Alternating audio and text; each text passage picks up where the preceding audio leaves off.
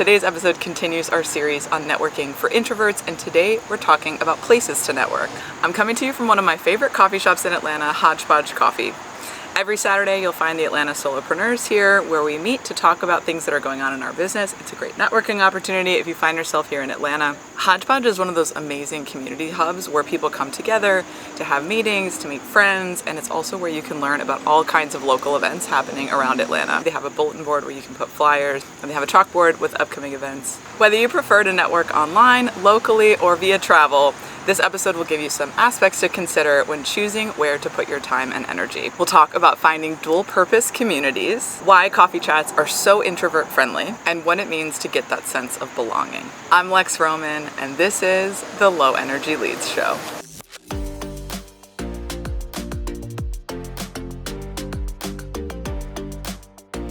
The first strategy for finding places to network is to find dual-purpose communities. Places where you're not only networking professionally, but you're also doing something that you love or getting value out of it in a different way. You're learning something, you're sharing something, you're finding people who have shared interests with you. So your networking is serving more than one purpose. You may have noticed that we switched locations. I'm over here in the west end of Atlanta at a big complex called Lee and White. There's a co-working space over here. There's several breweries over here. This is a really popular place for events. If you do find yourself locally in Atlanta, over here we have Monday Night Garage, and you'll catch all kinds of clubs and activities over there after they go roller skating, after they play sports. Over here we have Wild Heaven, where we held the first ever Atlanta Solopreneurs meeting. You'll catch poetry readings there. ATL Friends has a lot of events there. There's all kinds of stuff going on in this complex.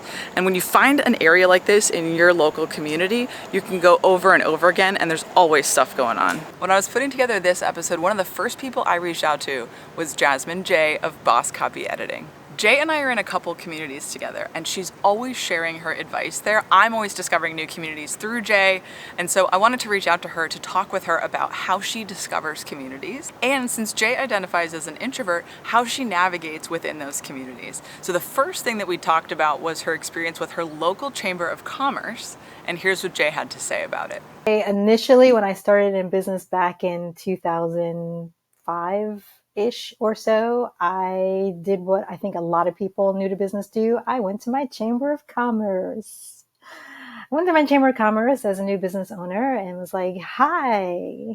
And thankfully, I can say that now, thankfully, they had a portion of the chamber of commerce devoted to young professionals. It's actually called Young Professionals Group. And I started going to their mixers. And I found that they didn't have a welcoming committee. And so a light bulb went off. Was like, well, I want to meet people and they don't have a welcoming committee. So I'm going to volunteer. And so that's what I did. Literally, I volunteered to be the welcome committee so I could greet people and say, hey, I'm new too, and I made a lot of cool friends that way and a lot of connections, friends that are still friends to this day because of stepping up and volunteering. So I challenged myself to step out of my comfort zone. And I knew that in doing that, particularly that would put me in more of a control position, because you feel out of control. You go to an event and you don't know anyone, right? And so you go in and you're like, standing against the wall and you're hoping people talk to you. But if I'm put in a position of, authority, so to speak, I feel like I'm in more control and I can sort of navigate the systems better and create the situations, the way that I would want to show up. So that's basically what I did. But before like saying, hey, I want to be the welcome committee, I would go to the events and say, walk right in, not like scan the room and, who's standing and who's doing what. No, like literally walk up to the very first person I saw and said, hey, how's it going?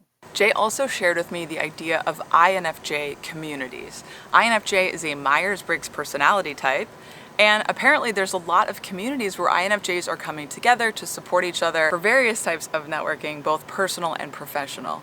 Here's what Jay had to say about why they're so valuable. When I learned about the introversion spectrum, because that was completely new to me 7 years ago. Like I didn't know what INFJ was or ENFJ or any of that kind of stuff. And so I went to, what's the site, 16personalities.com and, took the test and was like, oh, wow, INFJ, that's pretty cool. And then I started researching, well, what the heck is that? What does that mean? And where are these people if, I want to connect with them?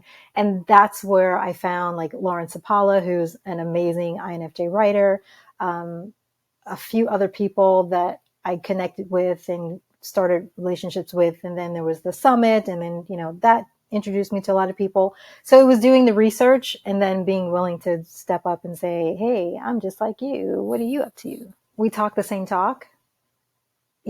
I think for me personally, and generally speaking, when you read the description of what an INFJ is or what an introvert is, we don't like small talk, right? And so that's one of the major things about going to an event, whether it's virtual or online, and people are at that surface level of, hi, how are you? What do you do? And with INFJ groups specifically, we know how to take it deeper. We know how to go beyond, hello, how are you? What's your name? What do you do? And like, what brings you here? Is this your first event? Can you give me some pointers? Or, where did you grow up? Oh my God, really? That is so cool. Like, you know what I'm saying? It's like, it's easier when you know it's your people, so to speak. Jay is also a big fan of the one-on-one coffee chat, which we'll talk more about in this episode. And she's tried out something called Lunchclub, which actually matches her to relevant people for those coffee chats. And I found Lunchclub, which is essentially LinkedIn and AI got together and had a baby. I guess you could sort of say you're connected, matched with other business owners, and you have a video chat through the platform. And that's been great. I've connected with folks. I've landed contracts through Lunchclub. I've made friends through Lunchclub. I just like, recommending the platform because it's gotten a lot better since they started. Like the video portion was a bit choppy for a while. Now it's really, really good. Not an affiliate or anything like that. I just think it's, especially for folks who don't have the resources to go to group after group after group and test it out, because it's matching you automatically, and you can set it up to where it matches you 2 times a week or 3 times a week or whatever. And it automatically connects with your calendar so that the appointment is set. And it even makes the introductions for you, sends you an email and says, hey, this is who you're meeting and this is what they're into, and you guys can have the conversation or reschedule or whatever. But the system takes care of the rest. So that's been really, really great for, I'm just going to put my times in there and not have to worry about setting up the meeting because AI does it for you. One of the other things we talked about was the importance of mutually beneficial groups where you feel you can contribute and you can also receive support, help, referrals, etc. So Jay talked about a couple examples of how she identifies that and how she looks for that energy to be reciprocated. My introversion superpower is being very sensitive to my energy output as well as the energy that I'm receiving from others. And so if I get ickies or if I get like, I don't know, these are just not my people, then I can cross them off my list and not feel obliged. Like the other thing you and I have in common is giving up social media. Like I cannot stand social media. I haven't been on Facebook in like 6 years, gave it up, didn't look back. I'm on the verge of doing that with IG too. So it's how do I feel? And if the group is not active, right? You sign up and all of their welcome stuff sounds great. And then nothing. It's like cobwebs and tumbleweed. There's nothing. So if it's active, if the energy is great from other folks that are participating, then, I will pin it to my browser. And when I'm dedicated, like you've seen on Like-Minded, I'm in there like every day, all day, whether I'm posting something or connecting with others or sharing whatever. I like making sure that the energy stays active. But yeah, I've been in circles, in Mighty Network, and LinkedIn groups, and when I find one that I feel comfortable or I feel, like I'm benefiting others as well as receiving, then it stays pinned to my browser. If you're not already in a community with Jay, I highly recommend joining one because you'll get constant tips about where to network, how to network, and cool events going on around the internet. I'm adding some of her curated links into this week's newsletter. I love the idea of dual purpose communities, where not only is it something that you're networking in professionally, but you also have shared interests with others in the group. I think that's a really strong way to make networking feel like less of a drag, where you know that you'll get something out of it. For more on this, I turned to an interview I heard last year on Tara Reid's Introvert-preneur podcast. Tara interviewed Carrie Ginsberg of Uproar Coaching about her experience authentically networking. And Carrie talked about some of the ways that she goes about finding those groups where not only can she have a professional connection, but there's shared interests as well. Here's a clip from the episode. Getting out and intentionally speaking with people, even have aligned interests or small networking groups. I'm part of a group called Upper Left Ladies, which is based out of the Pacific Northwest, even though I am in the East Coast. But it's a small group of women business owners who are just really cool gals and pals. And, knowing that we have shared experiences of being individuals in business and growing businesses and what those challenges mean and how to balance and integrate work and life and aspiration and family and dogs and all the things. Having those commonalities is also an easy way to get started in chatting about what I'm up to and what my business is doing. I love that. Yeah, because we actually connected virtual networking event in a breakout room. We did. That's true. This is exactly what I'm talking about, right? It's like, we both invested in this program together, and then now we had the opportunity to meet in a networking event, and here we are. And so it's like a little out of comfort zone. And then you start to funnel it down to the thing that means the most to you, the thing that has the most value to you, which is that one-on-one. Well, I say you as in the universal, I mean me, but the one-on-one conversation. Yeah, I think a lot of introverts do tend to thrive more when it's one-to-one, because I know when I'm in those breakout networking rooms, I'm a little nervous and awkward, but if I can make a couple connections that move out of that breakout room, then that's really the goal, because I know I'm much better one-on-one. So if I can make that initial little connection or some kind of thing we have in common, I loved how your rescue dogs, because I do that too. And I have 3 right now. So I love that. And that was a really big connection point. I was like, yes, you're a dog person. You rescue dogs. We need to connect. Yeah, absolutely. We could talk about that. I would talk about that until I'm blue in the face.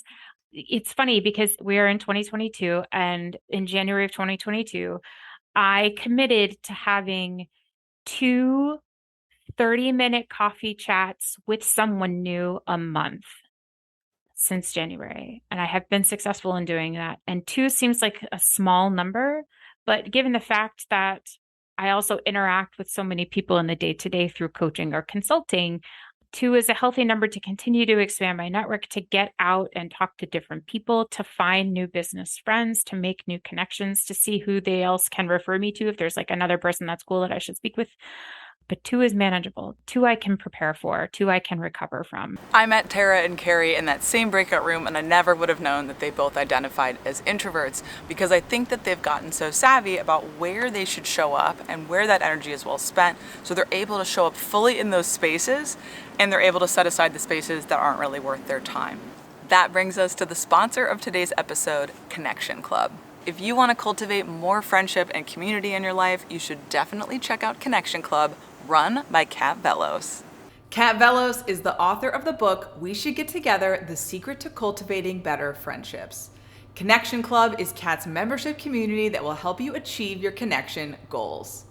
Members have a wide variety of goals, like adding more novelty to how they spend time with friends, creating gatherings, and leading and running clubs. If you've been frustrated by how hard it is to make and maintain friendships in adulthood, join Connection Club today. Learn more at weshouldgettogether.com. Tara and Carrie also spoke about the idea of the one-on-one coffee chat, which I think is a really powerful idea, and I heard a ton about this from all the introverts I asked about networking. Courtney Ross is a freelance instructional designer who supports organizations that want to retain working parents, and she underscored this desire to have more coffee chats. Here's what Courtney said. I've found that I'm much better at networking in one-on-one settings, so I purposefully seek out opportunities to have coffee chats with people, either virtually or in person. Coffee chats are the idea that you get online or go to a coffee shop with one other person, maybe two, and you talk through what you do in your business, what kind of connections you're looking for, what kind of support you're looking for. It's a pretty informal way to get to know someone. And for many of the introverts who contributed to this episode and the others, they always aim to get people from the group setting into one of the one-on-one coffee chats. When it comes to booking coffee chats, there's more than one way for those to happen, and one of those ways is through conferences and events that you're already attending.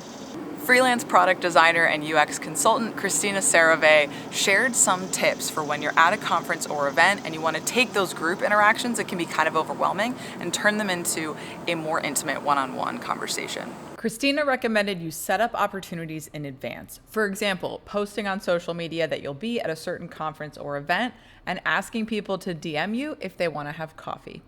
You can also pay attention to posts about the event that you are attending in real time. So if you see someone that you follow has just posted about a talk that you listened to, Christina recommends you interact with them. You can send them a DM or a comment and start a conversation. For example, let's grab a beer and discuss what we just heard. Christina shared these tips and more in an article she wrote about conference tactics for designers. I've linked it in the show notes. The idea of coffee chats might be new to you. They're also called connection calls. I've also heard them called serendipity calls by Pat Morgan of Better by Design. Whatever you want to call them, the idea of a coffee chat is that you connect with someone one-on-one to get to know each other better, to see if there's ways that you can help and support each other. And that can range everything from referrals to collaborations to just knowing about each other, amplifying each other, sending resources. There's so many ways that you can connect with people and have mutually beneficial relationships with them. And you may not figure it all out in the first call. It's just an entry point to figure out, is it worth continuing this relationship? A few tips for you if coffee chats are new. The first tip is to make a wish list on who you would actually want to have coffee chats with.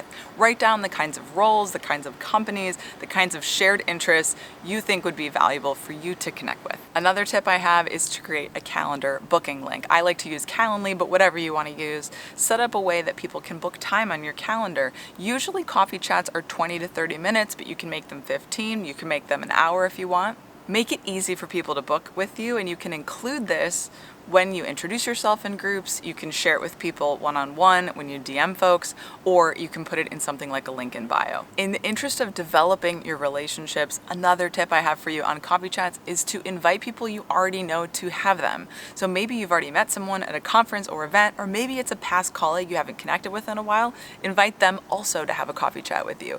That can create an additional space for you to get to know them again. It's a great informal way to reconnect with people, to see what they're up to see if things have shifted, and to update them on what's going on with you. I have found in particular that coffee chats are really low pressure. They don't feel like sales calls. People don't feel like there's a transaction that's going to happen. It really does feel like an opportunity to connect. I find that people really love having coffee chats, and they're grateful that you made time and space for them, and they don't feel like they're going to get sold anything. When it comes to finding places for networking, if you are meeting new people, if you are entering a new industry, you're trying to expand your network, one of the biggest themes I heard from introverts is finding that sense of belonging. I remember when I moved back to Atlanta, I went to an event that was for networking. It was actually for friendship networking, and I was really excited to go. I'm kind of a risk taker, even though I can get really nervous in social situations as well. And I went into this room. It was dark, there was club music playing, there were 200 people there. They handed me an icebreaker question at the door, and I remember walking in and thinking, there's no entry point here for a relationship. I'm gonna walk right back out. And so when I talked with introverts, they had experienced this many times, and my heart goes out to you if this is something that you've experienced. One of the things I talked about with a couple of the contributors was the idea of how do you know where you're gonna feel that sense of belonging, where you're gonna feel welcome, where you're gonna feel comfortable. On this subject, I heard from Mitchell Clemens. Mitchell is a senior product design manager and an avid public speaker. He's also quite popular on LinkedIn. And Mitchell talks about how he shifted his networking from offline to online. Mitchell talked about how he realized he didn't have to network in person if he didn't want to, and some of the entry points he has found that have been successful for him in his networking. I always dreaded networking because I thought it meant going to meetups, conferences, and career fairs, walking up to strangers and giving 30-second elevator pitches. It always made me anxious and uncomfortable. But then one day I realized I didn't have to do that. Instead, I started focusing on contributing to conversations in online spaces, such as LinkedIn and Slack communities, where I could excel as an introvert. Over time, this proactive engagement eventually led me to 28K plus followers and getting invited to speak at conferences, podcasts, and meetups. Now when I attend in-person events, I'm realizing I don't have to initiate every conversation because people recognize me and they go out of their way to meet me, which still surprises me and is very humbling. My biggest recommendation to introverts is to play to your strengths. You don't have to compete in an extroverted world. If you get intimidated walking up to people in real life, being in public space with people, the idea of online networking is really expansive. There's so many places to show up online, and if you need that space to be able to have an intentional conversation, to be able to find your people, take it and see if you can find a community that really suits your needs, that really suits the way that you want to interact with people. There are small online communities. You don't have to go to social media. You can look for interest-based communities, industry-based communities, and places where your buyers are or your peers are. One example of that is Like-Minded Collective, which we've talked about a little bit on this show, and founder Inbal Claudio shared the ways that she's been trying to network in her community. Inbal has an online platform for women founders, and she does networking calls online, but she's also been connecting locally and doing events locally. Earlier this year in Growth Tracker, she shared some of her experiences looking for those events, realizing she had more of them happening in her community than she thought, and how she goes about discovering them. Co-working spaces will host events that you don't have to be members of and you can go. So there's like Women in Tech at this co-working space that I didn't even know existed down the street for me. So I'm super stoked about that. And Eventbrite, there's so many events on there. Also, I think like Lex and I were talking about this, like just finding Facebook groups of people in your community. So like just searching to see if there's a Facebook group for like entrepreneurs in Atlanta or entrepreneurs of Orange County, and following people. So it's hard because maybe they don't update the website or things like that. But I really try to find people like through their business website or their Instagram. Because if there's an event going on, they will talk about it and promote it. Because even if an event happened last year, then it'll show who planned it. And then you can kind of connect with them and even send them a message, say like, hey, I'm looking for more events like the one you hosted last year. Do you have any recommendations? Inbal has also started hosting her own events in Orange County, and this was one of her tips for introverts, was that if you didn't see the space that you wanted in your community, that you create events yourself. Similar to what Jay mentioned at the top of this episode, it puts you in a position of control where you decide how the event is going to flow, how many people are there, who's going to be invited, etc. It also invites people to come up to you rather than having to go to everyone in the room. Inbal mentioned Eventbrite and co-working spaces as great places to start. I would also recommend local coffee shops. Here in Atlanta, a lot of the coffee shops have bulletin boards for all kinds of events. You can also Google keywords by interest, by industry, plus your city, or plus the word online, or things like community, networking, to find events, to find groups that are relevant to you. I would also ask around, ask peers, ask your clients, where are they showing up online and offline? Are any of those spaces places where you would find value? To the point about finding dual purpose communities, you can also find local events that are just for fun. Things like hiking clubs, sports, crafts, where you can connect with others and possibly meet like-minded individuals who also share professional interests with you.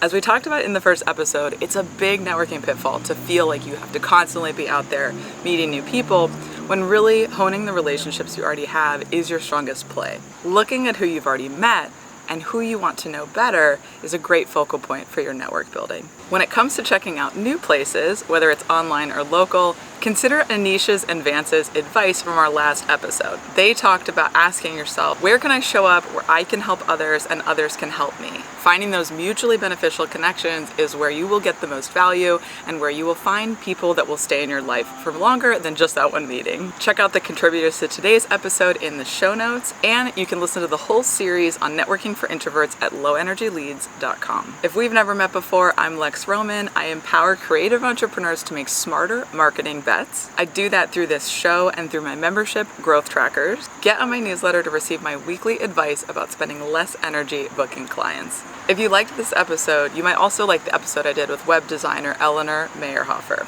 In our interview, Eleanor talked about her relationship building with German business owners and German expat business owners through LinkedIn, through local meetups, through her podcast. She also reflects on leveraging past connections through her professional network on LinkedIn. Go check it out to hear more about networking in action. Until next time, keep your energy low until you know the value will be high.